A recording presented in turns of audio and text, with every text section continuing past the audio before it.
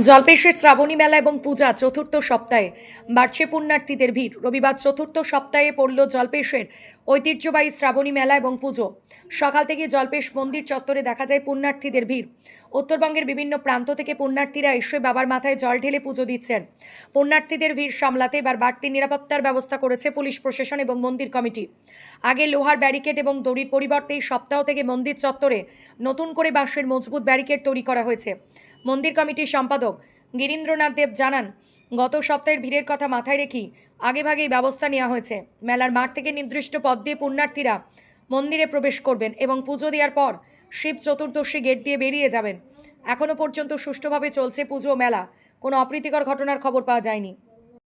বললাম জলপেশের তো আজকে চতুর্থ সপ্তাহ শ্রাবণী মেলার, তো কি আশা করছেন কতটা ভিড় হতে পারে গত দিনের তুলনায়? গতদিন তো প্রচণ্ড ভিড় হয়েছে, আশা করছি আজকেও হবে, তবে আগে অতটা হবে না, তবে হবে, ভালো ভিড় হবে। এবং আজকে রাত্রে এবং কালকে সকালবেলা প্রচণ্ড ভিড় হবে। মানে কতটা আশা করছেন?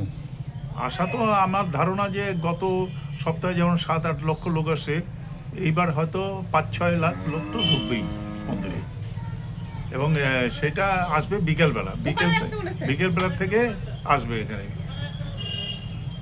এই তো হচ্ছে। আর তো আমাদের যে অ্যারেঞ্জমেন্ট আছে সব হচ্ছে, সব রেডি হচ্ছে।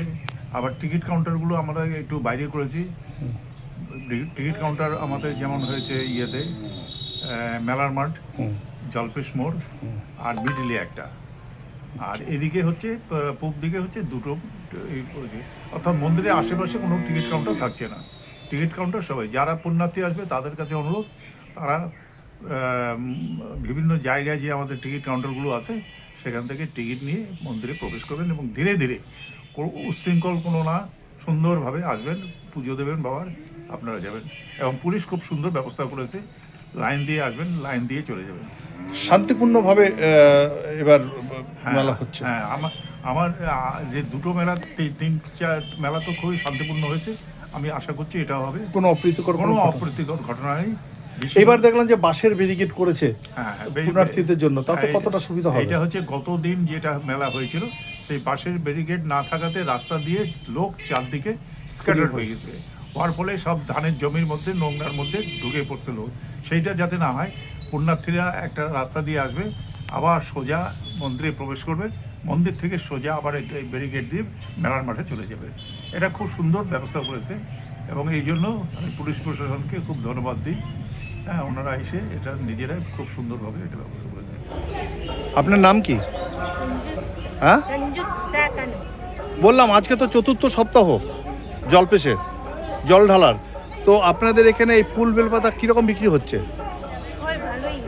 মানে এখন থেকে কি ভক্তদের শুরু হয়ে গেছে আনাগোনা? ভিড় কখন হবে? কীরকম বিক্রি হয় আপনাদের প্রতি সপ্তাহে? শিলিগুড়ি। তো কোথায় এসছেন? আচ্ছা, বলবো আপনার পুজো দেওয়া হয়ে গেছে? তো প্রতি বছর আসেন? না, আগের বছর আসেনি, বাড়িটা অসুস্থ ছিল, এই বছর আসলাম। কেমন লাগলো? ভালো মন্দির আছে। আপনার নাম? সন্তোষ মাহাতো।